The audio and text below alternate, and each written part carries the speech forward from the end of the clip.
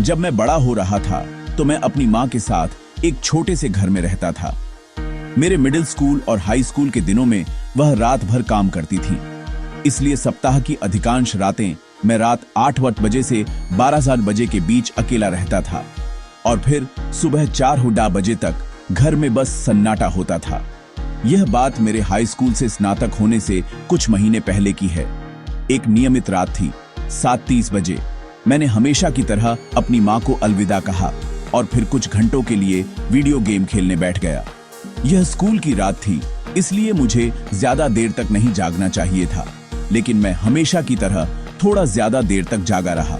करीब 11:30 बजे मैंने सब कुछ बंद किया और अपने कमरे में चला गया। सोने से पहले मैं लगभग 1 घंटे तक अपने फोन पर लगा रहा। जब मैं उठा तो मुझे नीचे से दरवाजा बंद होने की आवाज सुनाई दी। मैंने बिस्तर के पास रखी घड़ी की ओर देखा। 3:30 बज चुके थे।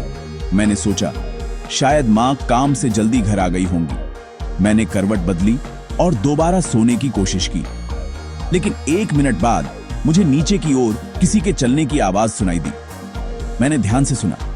आमतौर पर माँ घर आती तो सीधे ऊपर बिस्तर के लिए चली जाती थी, लेकिन अब ऐसा लग रहा था जैसे कोई घर के हर कमरे में घूम रहा हो।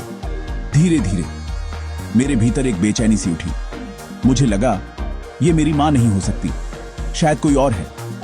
मैं तुरंत उठा और कमरे की लाइट ऑन की।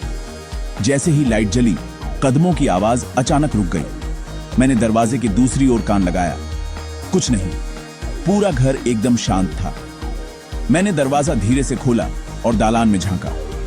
मुझे लगा नीचे से कुछ रोशनी आएगी, लेकिन पूरा घर अंधेरा था। जो भी वहां नीचे था उसने एक भी लाइट ऑन नहीं की थी। अब मैं सच में डर चुका था।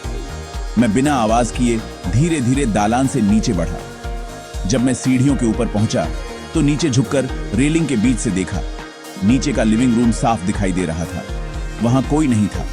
अंधेरे में भी मैं देख सकता था, कुछ भी नहीं हिला था। मेरा प्लेस्टेशन अभी भी वहीं पड़ा था। मुझे लगा शायद वाकई माँ ही होंगी या फिर मुझे कोई भ्रम हो रहा था। मैं सीढ़ियों से नीचे उतरा। माँ, मैंने पुकारा। कोई जवाब नहीं। घर में कोई हलचल नहीं थी। मैं सीधा रसोई में गया। वहां टाइल के फर्श पर एक जूते का निशान था। मैंने ऊपर देखा और मेरा दिल रुक गया। कमरे के उस पार डाइनिंग टेबल पर कोई बैठा था। वह पूरी तरह काले कपड़ों में था, चेहरे पर काला नकाब। उसकी शक्ल का एक भी हिस्सा दिख नहीं रहा था। वह मेरी ओर देख रहा था, लेकिन उसने कुछ नहीं कहा। वह बस बैठा रहा, एकदम शांत, जैसे कोई मूर्ति। उसकी आंखें मुझ पर टिकी थीं। मैं घबराकर तुरंत ऊपर भागा, अपने कमरे का दरवाजा बंद किया और 911 पर कॉल लगाया। मेरे हाथ कांप रहे थे। ऑपरेटर ने कहा, पुलिस रास्ते में है, शांत रहिए। लेकिन तभी मुझे नीचे कदमों की आवाज फिर सुनाई दी। वह धीरे धीरे सीढ़ियां चढ़ रहा था। मेरी सांसें तेज हो गईं। मैं दीवार से टिककर खड़ा रहा, बिल्कुल हिले बिना। थोड़ी देर बाद बाहर पुलिस सायरन की आवाज आई। पुलिस ने घर की पूरी तलाशी ली, लेकिन कोई नहीं मिला। वो आदमी जैसे हवा में गायब हो गया था।